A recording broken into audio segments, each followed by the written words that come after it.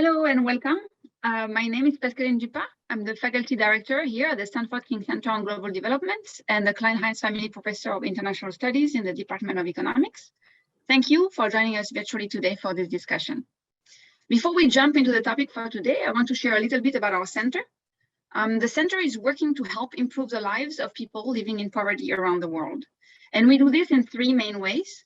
We support research that aims to inform policy and practice on critical development issues. We help train the next generation of thinkers and leaders in global development. And we foster conversation about current issues in poverty, alleviation, and development, such as the conversation today.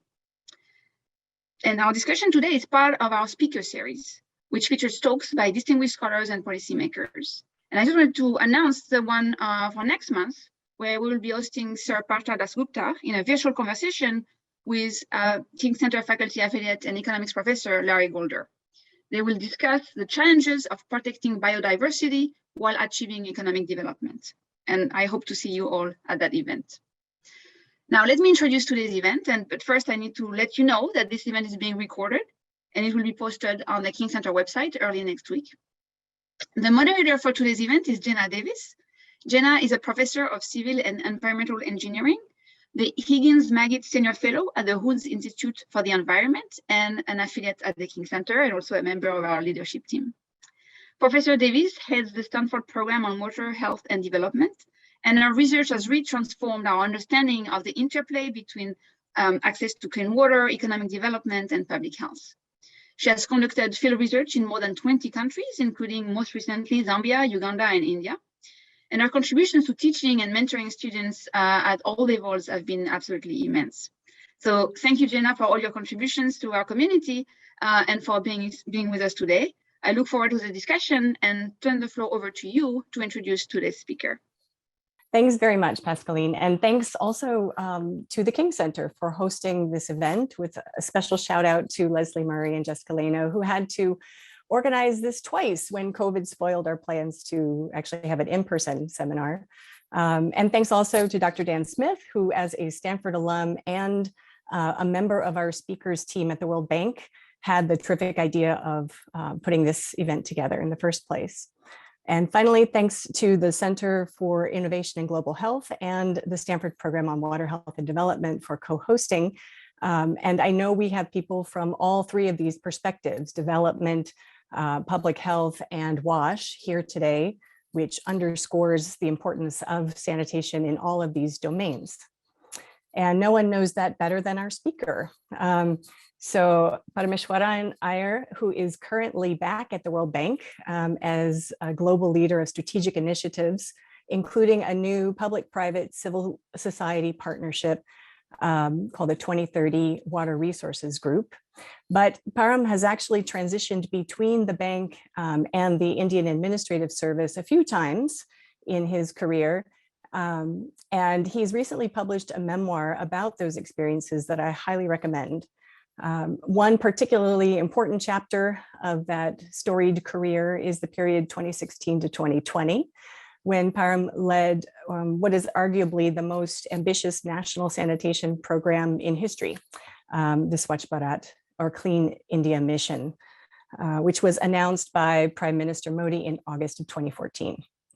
And I will tell you that when I heard that Param had been tapped to lead implementation of Swachh Bharat, I had two simultaneous and intense reactions. The first was, there's no better choice. This is the perfect person for this job. And oh my gosh, I hope he's going to be all right, because it was such an ambitious undertaking. So clearly he's all right. You know, we're happy to see that. And clearly Swachh Bharat has had a huge impact on India, as we'll hear from Param. So the game plan is as follows. I'm going to turn it over to Param to set the stage for us with a short presentation about Swachh Bharat. And then I get to talk with him about some of the issues that I've been wondering about and wanting to learn more about the program. And then we'll bring in questions from all of you in our audience. Some of those have already been submitted via the King Center website, and others can come in during the talk. So here's the charge to the audience. You should see a box on your screen where you can enter questions that come up for you while you're hearing Param speak and the two of us talk. And Dan Smith is ready to receive those and will be organizing them and sending them over to us. And we'll get to just as many as we have time for today. So with that, thank you so much for joining us, Param, and I will turn it over to you. Thanks very much, Jenna, and to the King Center for this opportunity. It's a privilege to be here. And as you said, I'm still somehow standing and going to tell you a little bit about the program first in a brief presentation, and then really looking forward to the discussion with you, and then comments, suggestions from the audience. So let me try to share my screen. So, okay, this is, I'm sorry if we got the date wrong. It's, but should have been today. And as Jenna mentioned, I'm back in the World Bank. Can we go to the next slide, please? Yeah, one thing I thought I would mention to you at the beginning, if you notice the symbol of the mission are those glasses. These are Mahatma Gandhi's, the kinds of glasses, round rim glasses or rimless glasses he wore.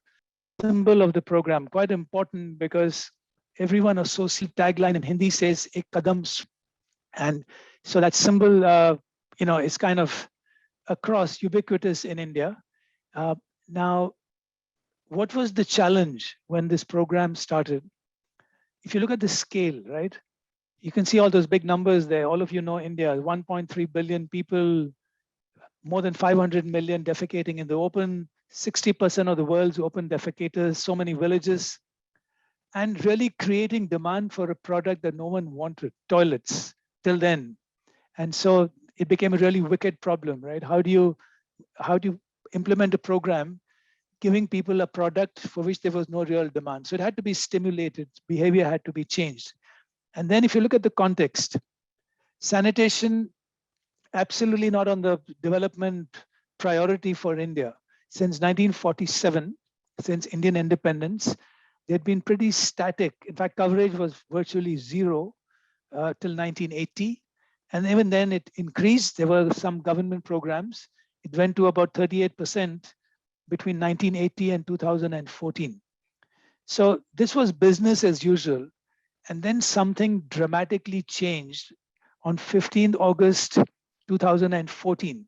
And I want to play a little clip for you. I think that was the tipping point in the India's sanitation journey. So can we play the next slide? It's a clip of the Prime Minister's speech, 15th August. भाइयों बहनों, आपको लगता होगा क्या लाल किले से लाल किले से टॉयलेट की बात बताना ये कैसा प्रधानमंत्री है? भाइयों बहनों, मैं नहीं जानता हूं मेरी कैसी आलोचना होगी, इसे कैसे लिया जाए, लेकिन मैं मन से मानता हूं। मैं गरीब परिवार से आया हूं, मैंने गरीबी देखी, और गरीब को इज्जत मिले इसकी शुरुआत यहीं से होती है। और इसलिए स्वच्छ भारत का एक अभियान इसी 2 अक्टूबर से मुझे आरंभ करना है। Right. So when I saw this speech, I was actually sitting with my wife in our apartment in Hanoi in Vietnam, working in the World Bank in our country office in Vietnam. And I couldn't believe that the Prime Minister of India was talking about toilets and open defecation from the Red Fort. You know, this is the equivalent of the State of the Union address. It's on Independence Day in India from the Red Fort in Delhi. It was unbelievable. And I remember telling my wife, I cannot believe that the Prime Minister is talking about toilets. He's launching this program, and I really need to be back in India. And of course, by then I had already quit the civil service, and there was no chance of going back, except that the impossible happened about 15 months later, which is a very long story. And I was given this opportunity to go back and to lead the program. So what were those big challenges which were faced by the mission? And by all of us at the beginning, we like to call them the 4 S's. The scale clearly in terms of changing behavior of so many people, but also in terms of building more than 100 million household toilets. Speed, the Prime Minister had given a 5-year window. Nothing had happened for 70 years. Why would anything happen in 5 years? Even to me at that time, it looked like mission impossible. And then stigmas, right? How do you challenge these deep-rooted beliefs, cultural practices in India where people believe that having a toilet inside your house is somehow a bad thing, unclean, and it's better to go outside? So a lot of myths had to be tackled. And then finally, even if we succeeded, how do you make sure that that behavior sticks? How do you sustain these gains? And these were some of the challenges which we felt had to be addressed. Next, please. So how did we deal with scale? Just a quick snapshot. And we realized the only way is with scale. So this was Team Swachh Bharat in India. 120 million school students, particularly the girl students, the masons who had to build those individual low-cost toilets. Many of them were women. The Swachhagrahis were the village motivators. So every village on average had one motivator trained in community approaches to sanitation. The sarpanches are the elected head persons, the headmen and the head women of villages. So they had to be brought on board because they could influence the community. The district collectors, India has 700 districts. Each one is led by a young IAS officer who's in charge of all development in the district. Without their leadership and support, nothing could have happened. And then we had 500 young professionals called Zilla Preraks, district motivators. These were young professionals hired by the private sector,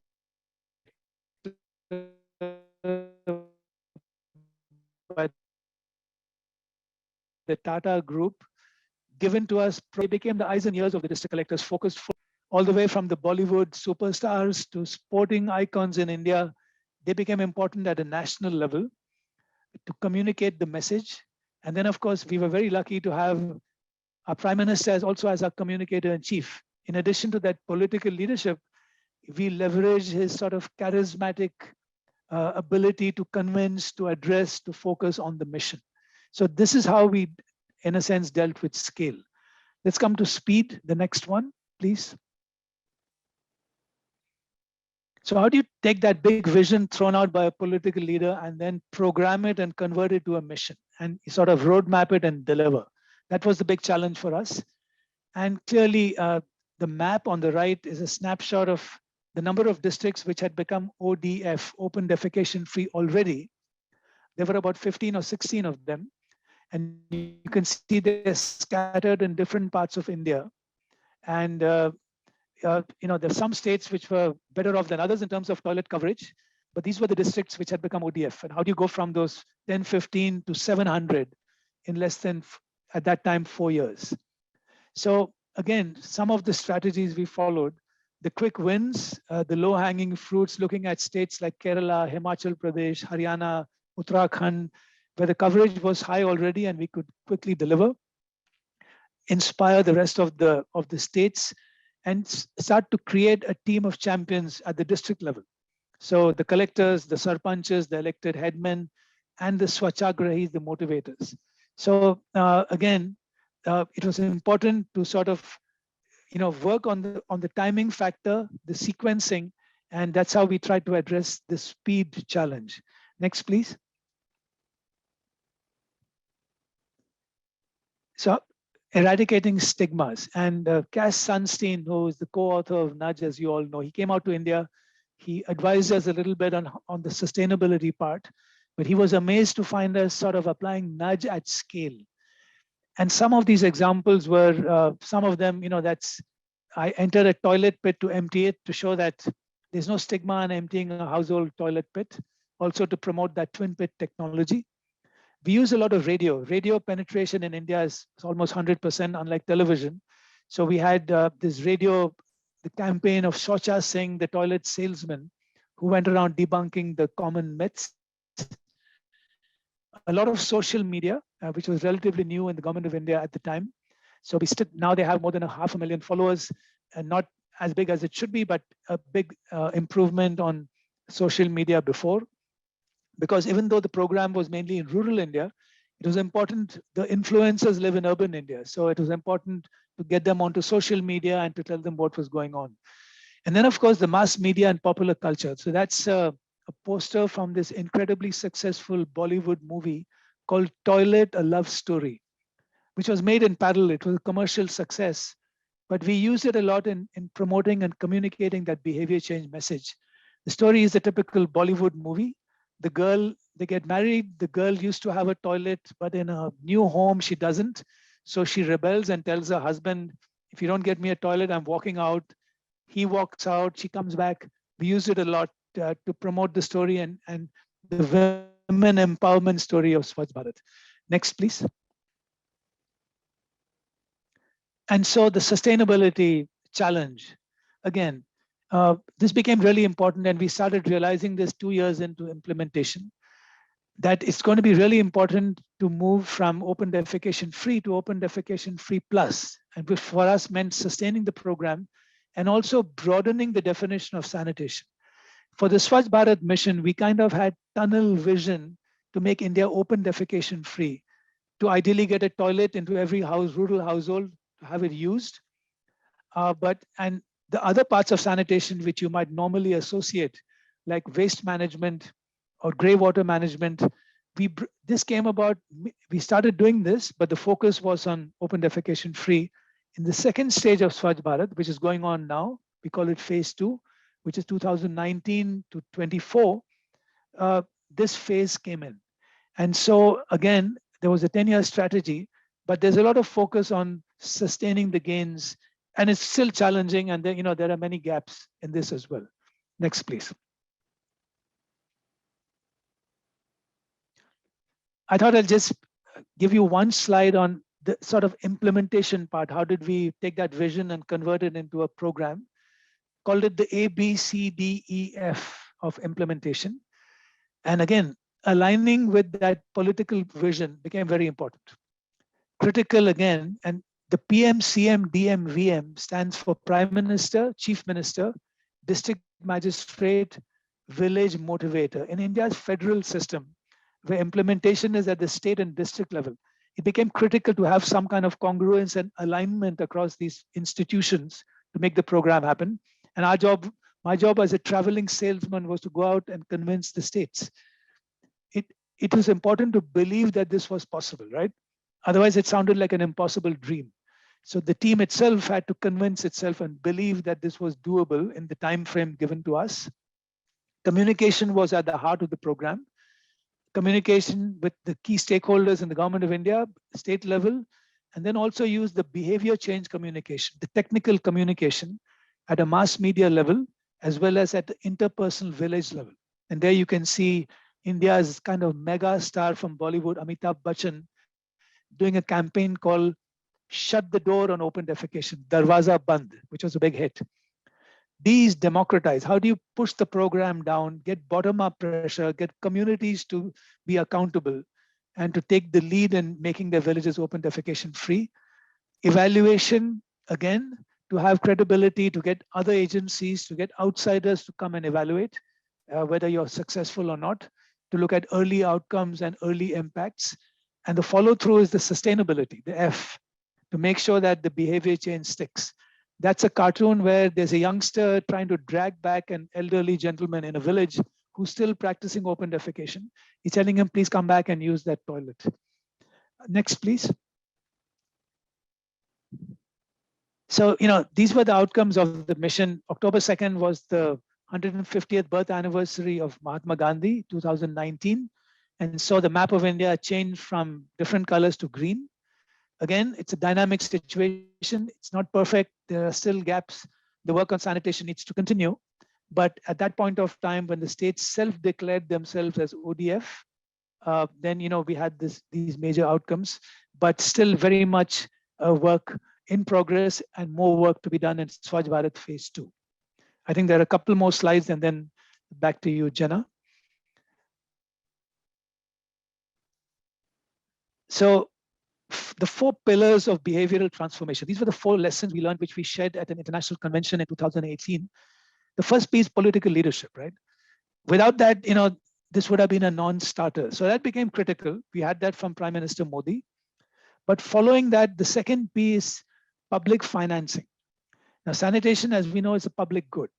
Why should the finance minister of a country invest in sanitation when there are so many other pressing priorities? And so in India, the government, state and center put their money where their mouth was. They committed, so more than $20 billion were spent on this program to demonstrate that it was viable. There was a big return in terms of health, in terms of the environment, the economy, etc. And the third piece, partnerships.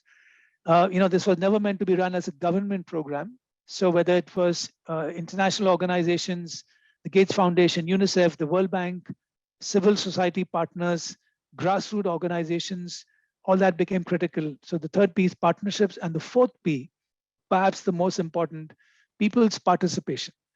There's a term in Hindi which says Jan Andolan, a people's movement. And without that, this could never work and can never be sustained. It had to excite the people, make communities take pride in their village becoming ODF, but generally become a mass mobilization program. So those four Ps were the lessons we shared with the sort of international community, and again, at the heart of the program.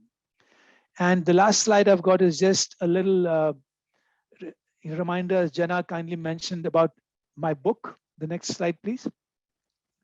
Which is called Method and the Madness, and it's a memoir, but it also tells you a lot about, gives you a little bit of an inside look at the Swachh Bharat mission, how it worked, what didn't work, and there are also some management tips from my experience in the civil service and in the World Bank.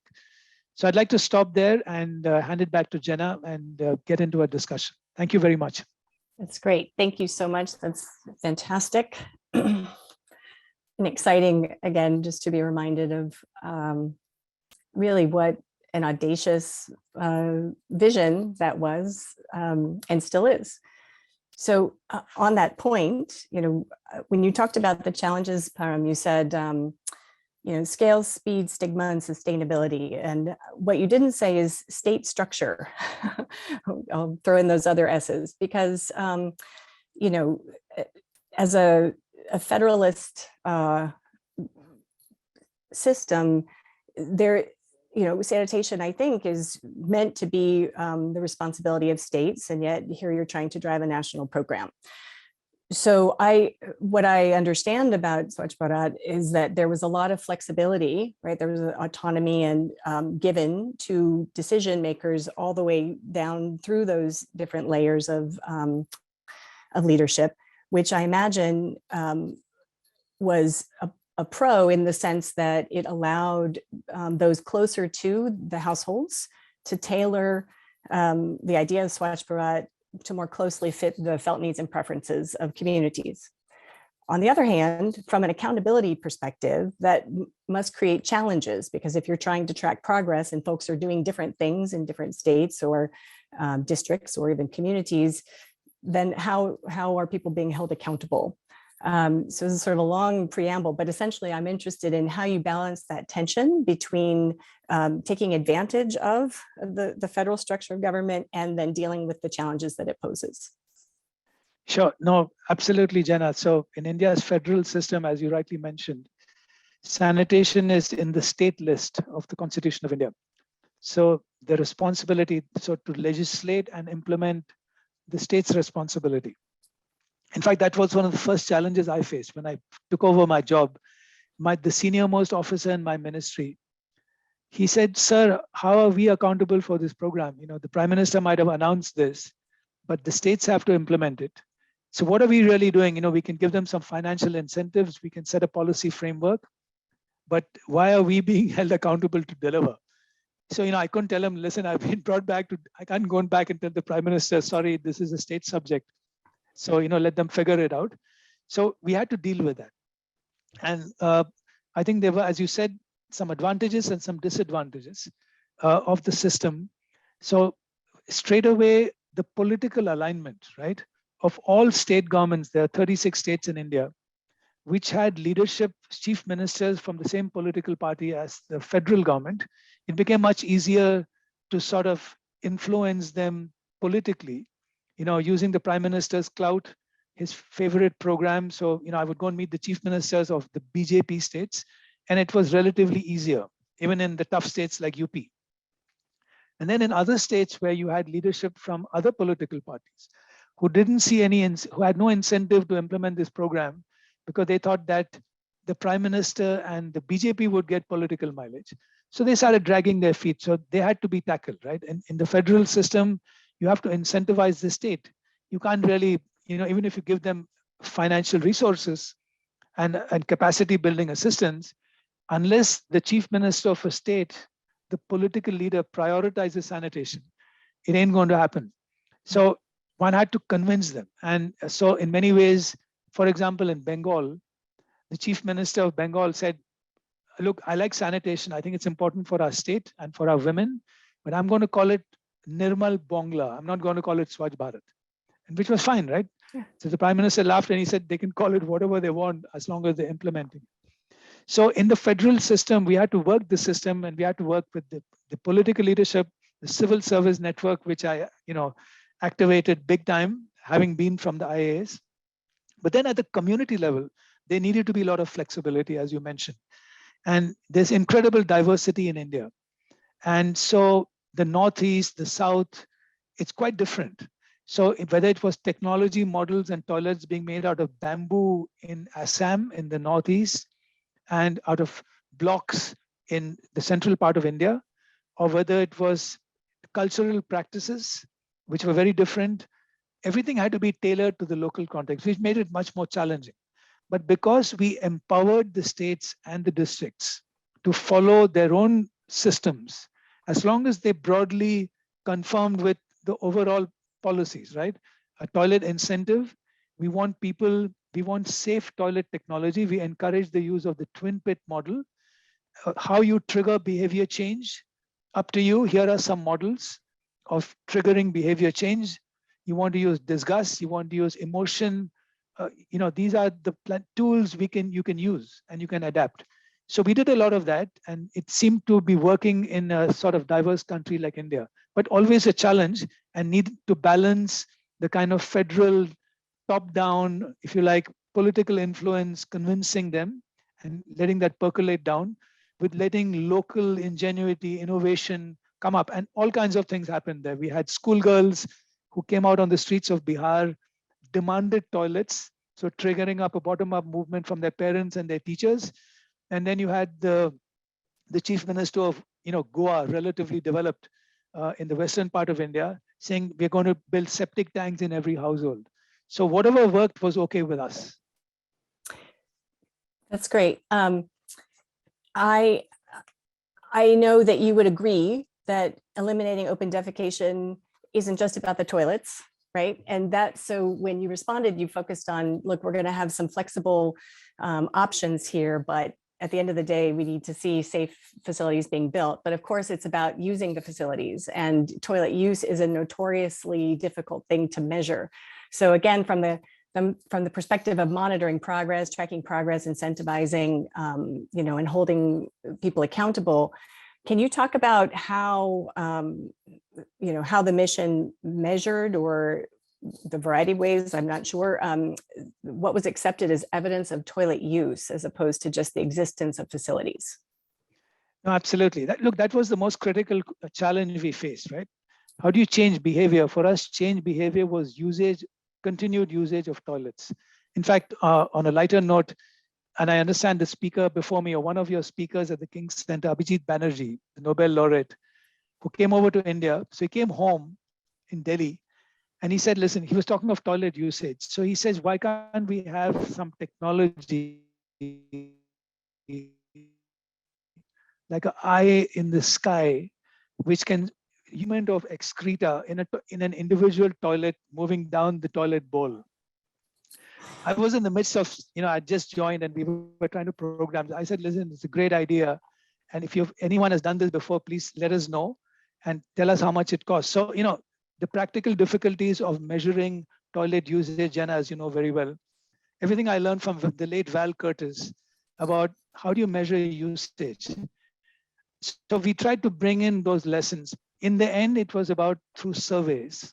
We did an annual national rural sanitation survey, 100,000 households, every state, every district, sample basis, household questions, talking to sort of triangulating with the neighbors in terms of, does this house have a toilet? And then asking, repeat questions, wandering around the village to check whether there's any excreta lying around.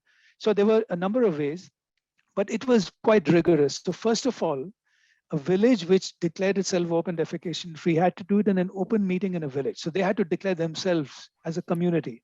Then there was an external check to make sure that by another agency from outside the district.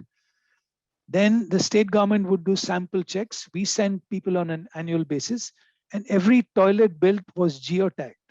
So there's a repository of, I don't know, about 150, 180, 100 million toilets, because community toilets were also there, which are there on the website.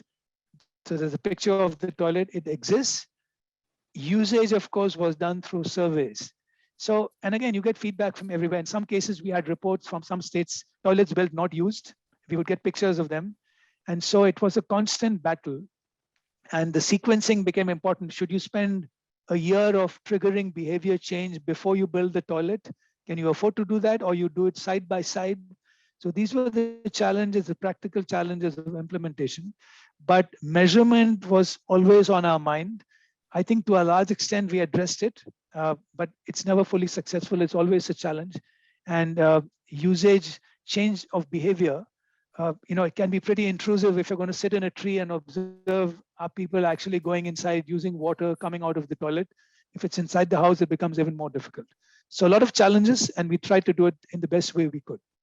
Yeah, that's great. And I know you partnered with a variety of, research institutes and individual researchers, to be sure you're bringing the current science to bear around that, because it's, surveys are hard. It's hard. You have various kinds of bias that are associated with it. But I have maybe a slightly snarky question about this, the validation process. And can you help me understand, is it in anyone who's associated with that validation process, what incentive would they have to kind of fail a village that's trying to declare itself open defecation free? Isn't it much easier just, for everyone to say yes and check off the box? What consequences would there be if there is misreporting? Look, it's a great question, Jana, and no one better than you, the sort of guru of surveys, to ask that question. You're right. So what is the incentive for the surveyors of verification one, as we called it, or verification two? I think there were a couple of incentives. There were some negative incentives, right? So if they reported that a village was actually open defecation free, there was a check above them, a sort of another third-party check, and if they were wrong, then they were taken to task. This was a very high-profile program. There were lots of people who were very critical of it, and the public was very largely involved. So, we would very quickly get feedback if someone reported a village was ODF and actually it wasn't, from the public, from the press, media, etc. So I think there was one incentive to be careful about reporting. There was also, to be frank, an incentive to declare everything ODF quickly as well. So I think there were both those incentives. I think more than anything else, there was the sort of, when the district magistrate got involved, it became very important for them, because they were also, it was a little competitive, and to declare their district open defecation free, they were responsible for all development programs, as you know, and there was very rigorous checking to make sure that when they got their award from the Prime Minister, everything was kind of kosher and true.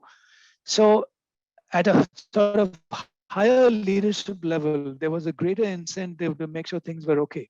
I remember the Prime Minister telling me his own state of Gujarat, he said, whenever Gujarat declares itself ODF, you've got to double and triple check it, because people are going to go out there with a microscope, making sure that they report on people actually defecating outside. So they were pretty careful. Again, nothing is perfect, but I think the incentive to verify and to do it properly was probably higher up the sort of command chain than lower. That was the reality. And then, of course, we had an incentive to make sure it was okay through third-party checks, but recognizing that it's never perfect and there will always be challenges. And to the last point on the biases in surveying and responding, one of the challenges we also faced was respondent bias by the household, right? So the surveyor goes to a household and say, hey, you have a toilet, are you using it? And they say, we don't, when actually they do, because they think if they say no, there's a possibility of getting another toilet from a government program. So we had to deal with that as well. Yeah. Great, thank you for that. I'm to shift gears a little bit. One of the things, when you and I first met, there was the start of what I think has been an important transition in the sanitation sector.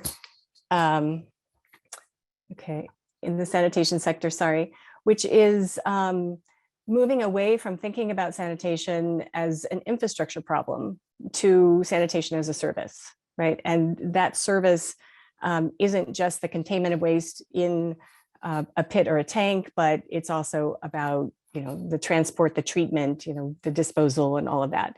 And so you mentioned the ODF plus designation, and I completely understand, given the scope, the magnitude of the gap you're trying to close, and the in such a brief amount of time.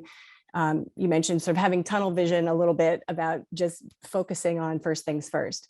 But now putting on sort of an engineering hat, if in fact that whole service cycle had been taken into account, I could imagine that there would be different choices made about even those toilet technologies that might make them more amenable, more suitable for sustainable long-term operation and maintenance.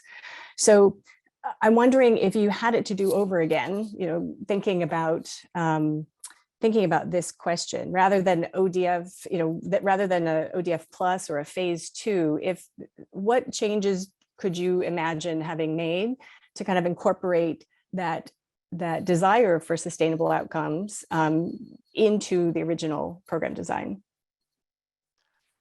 Yeah, it's a great question. And looking back, I think we could have done a couple of things differently if we were focusing more on the service delivery aspect, as you mentioned. Again, look, this is all linked to sort of electoral cycles as well, right? There's a 5-year cycle in national elections in India, and typically political leaders and parties try to achieve certain development goals within that time frame, and that's what we had to focus upon.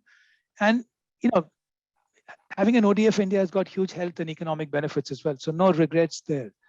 In terms of the ODF plus agenda and looking at sanitation more broadly, if we had more time and a bigger mandate as well, then I think that perhaps we would have looked at sort of more sustainable sanitation planning of a particular community or a village, and include small towns as well, because we were focusing on rural India.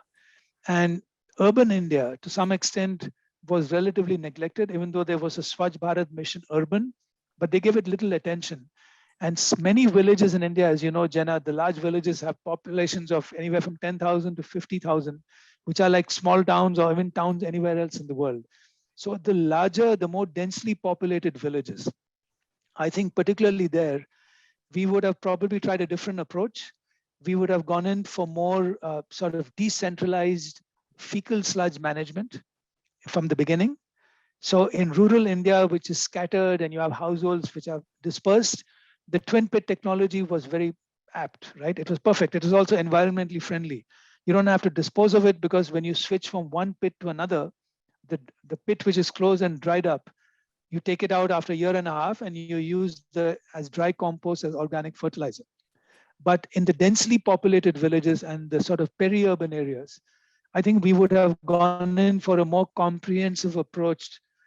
Today the bank calls it citywide sanitation, but inclusive sanitation. We would have gone in for perhaps decentralized treatment. We would have gone in for local private operators, people who empty trucks through vacuum trucks, dispose of it through fecal sludge management, gone in for more plastic waste management, looked at what do you do with agricultural waste, cattle waste, etc. So I think if we had more time, more resources, and a larger mandate, perhaps that's what we would have done. But what is the reality, right? If you don't do it in mission mode, and if you stretch it out for too long, you lose the energy, you lose the passion, and it can go on forever. So I think there's some tough choices there, and there were trade-offs. Fortunately, we didn't have too much of a choice, and we focused on that one goal. Yep. No, I perfectly understand. Do you, and I know, you have passed the baton, as it were, but are some of those, some of the waste management efforts that you've just described, are those being pursued? Are you hopeful that there'll be that follow through? No, very much so. So even before I left, we had started designing the second phase. It was approved by the cabinet with a budget. So that's called Swachh Bharat Phase 2, running from 2019 to 24. And it's really looking at what we were talking about, a much broader definition of sanitation, including waste management. And there is, look, the pandemic has been a big setback over the last couple of years. In some ways, the pandemic helped promote Swachh Bharat, greater focus on hygiene, hand washing, etc. So Swachh Bharat was ready to be built upon by the pandemic messages, if you like. But there is follow through with some gaps and some, a bit of stop and go, if you like. But I think there's increasing recognition now that you got to look at it from a broader perspective. And there's a big focus also now linked to the big climate debate, right, on plastic waste management, which is also a rural problem in India today. So I think whether it's waste management, solid waste management, or liquid waste management, a lot of attention on this. And I think that momentum of the Swachh Bharat, that kind of frenetic energy of 5 years, that's probably dissipated a bit. It's gone into more steady state, but I know that it's being taken forward. In fact, I was in Delhi a couple of weeks ago, and the new secretary, the person who replaced me, is very much focused on this. And there's also high-level political support for taking it forward, albeit in a slightly broader scope. Great, thanks. I'm trying to keep an eye on the clock and not take all of the space here, and turning to some of the questions that we've received from audience members. So you mentioned that that local bodies had choices about how they wanted to go about triggering behavior change related to sanitation. And I know that community-led total sanitation, CLTS, has been a common approach that's been adopted. And so some of the questions that we're receiving are about some of the, the sort of central issues around CLTS. And for those who don't know, CLTS is a well-established approach developed in South Asia. So, a very contextually appropriate approach to triggering behavior change at the community level. But some of the approaches, some of the tools, I guess, that are used in CLTS are really about sort of pride and shame, right? And I think some of the audience members are raising questions about, that can have social costs for people, right? If community members or local officials who are using shame and threats and coercion, et cetera, to drive behavior change. So this is a bit, I would say, from an economics perspective, right? This is higher cost than a nudge, right? I think the definition of nudge, at least as I understand it, is that those are small changes to the choice architecture that help advance social goals, but don't have big economic costs to the individuals themselves. And I'm not so sure that CLTS would sort of qualify in that regard. So I'm curious how much you thought about that, or were you concerned about this aspect, and how much of a problem do you think it's been in terms of implementation for the mission? We were always concerned about, so there's a fine balance between triggering, that word came into the jargon, behavior change in the village, getting that village to adopt, to understand why it's important for the entire village to become open defecation free from many perspectives, health, dignity, pride, etc. And sometimes it would cross the line into some kind of coercion. So we never encouraged naming and shaming. It was more about positive communication. That was the effort, right? Now, you would have kids going out early morning called the Nigrani Samiti, the watch and ward, which would go out. They would go out early morning because kids were great ambassadors for this program. They would pick up the messages very quickly.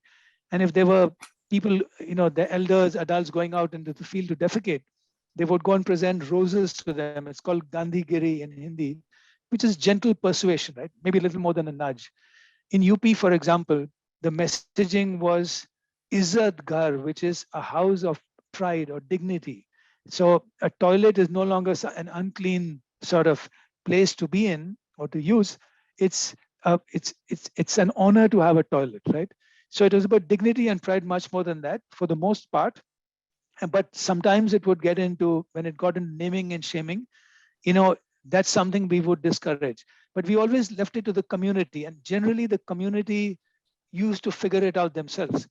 So in many ways, as you said, this was a program, CLTS was fine, all the, concepts, but CLTS had never been scaled up.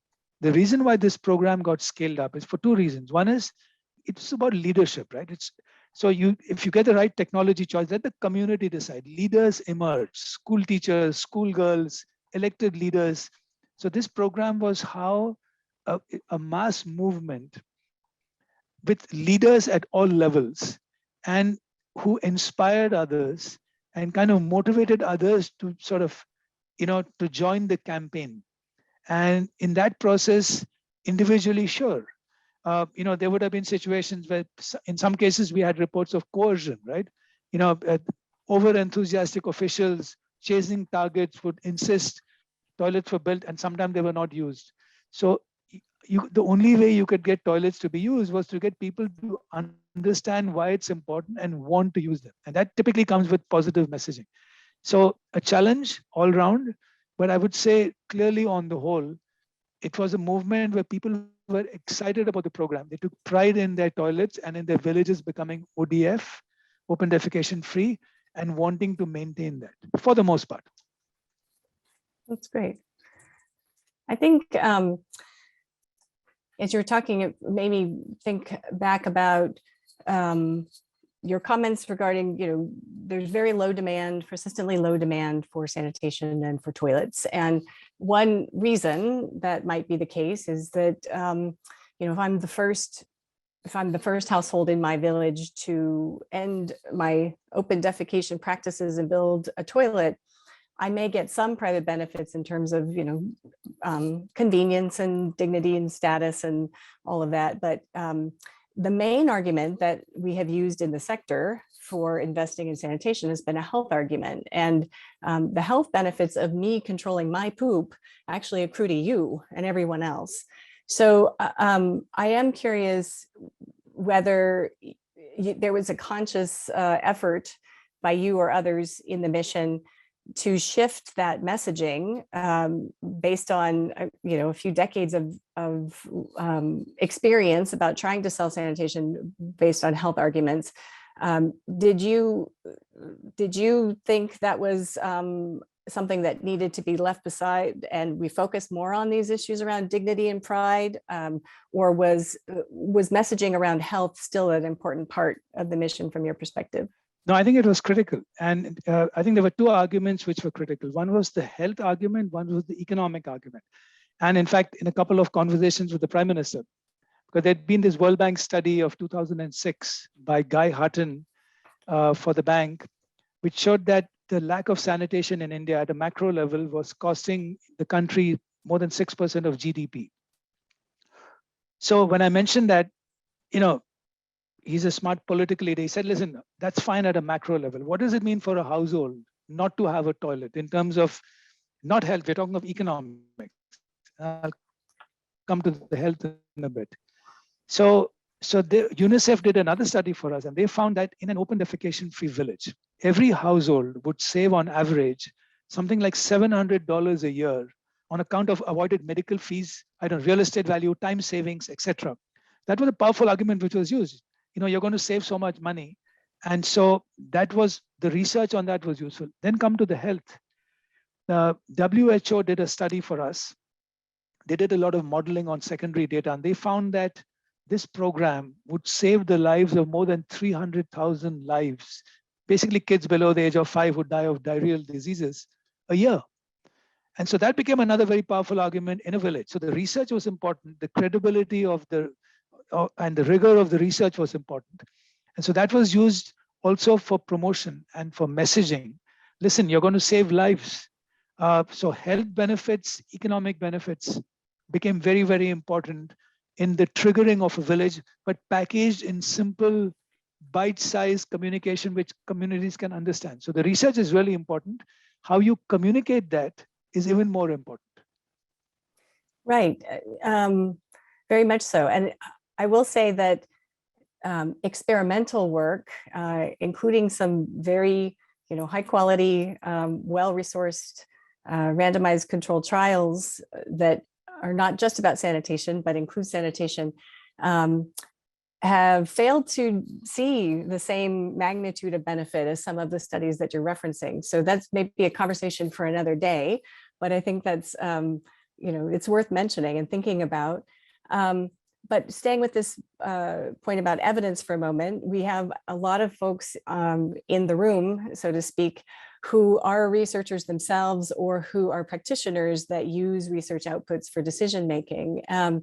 And several are, sort of interested in your views, Param, on what are kind of the topics that you think those who are engaged in applied research could usefully focus on, because there are persistent or remaining knowledge gaps from decision makers. So where are areas that solid evidence could really help improve the quality of the decisions that are being made in this sector? Sure. I mean, in the sort of water and sanitation sector, which I've been associated with, let's take sanitation first.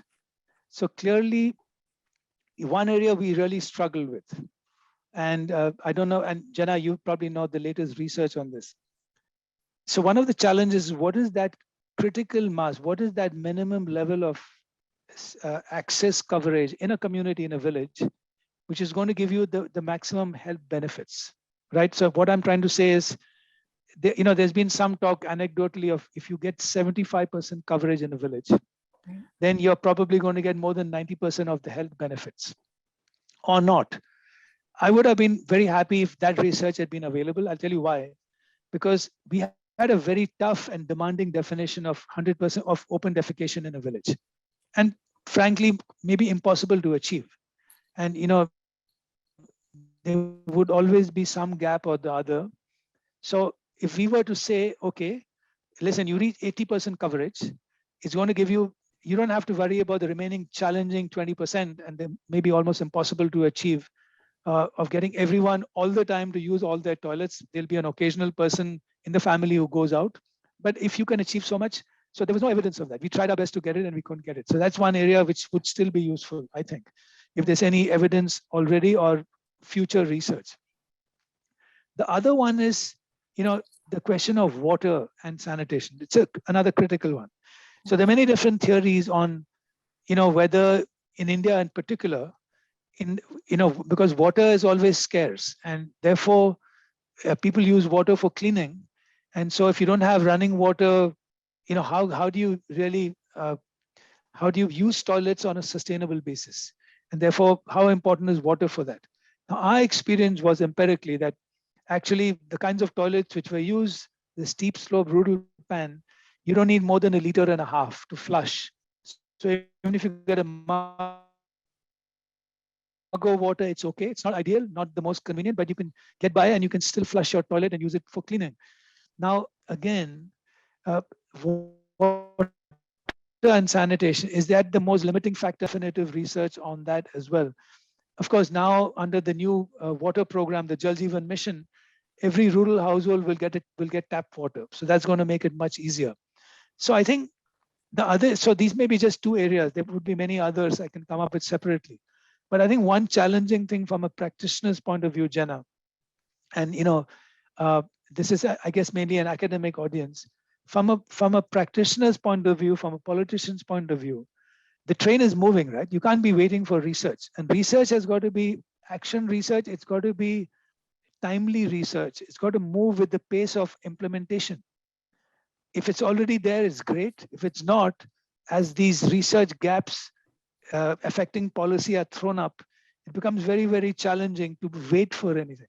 And so the train is moving. You're trying to paint the wings of a plane in flight, right? So whatever you get is great, but planning ahead is always good if you can. And those are the challenges of, real-time research influencing policy. Understood. And by the way, I think we have quite a mix in this audience. So I'm sure there are decision makers here that could probably weigh in on this same issue.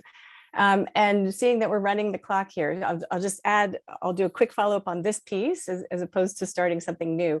So in your ABCDEF of implementation, the E is evaluate.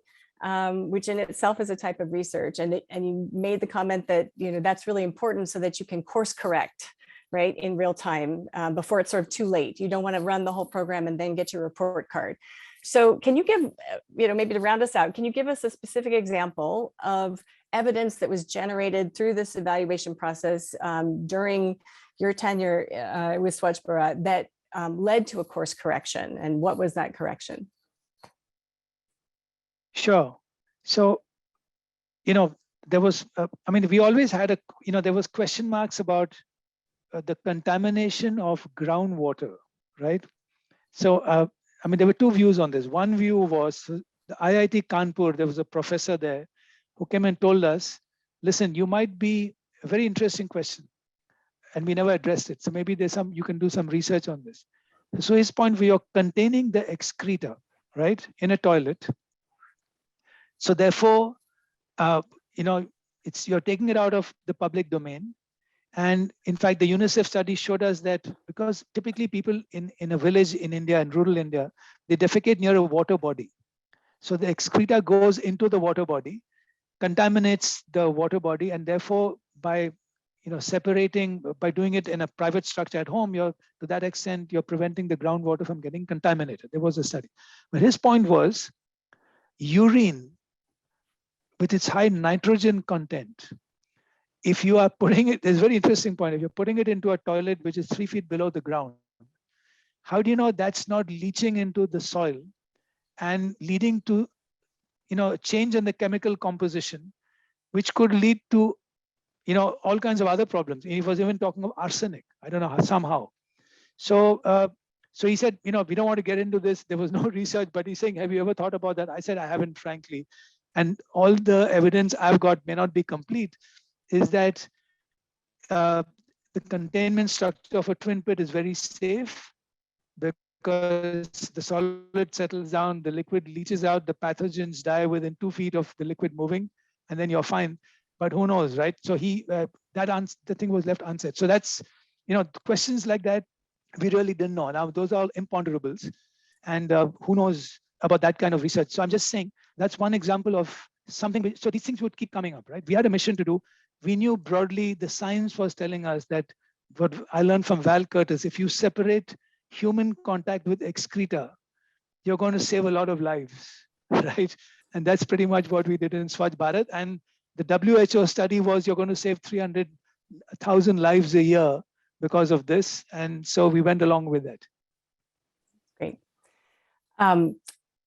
I know that there are folks in this meeting right now that know an awful lot about this exact question of groundwater contamination through on-site sanitation. So I'll help make those connections later. And thank you very much to everyone for all the questions. I'm sorry we couldn't get to more, but we will, sort of pass them along to Param, and I'm sure he will at least take them on board in his future discussions with Swachh Bharat team.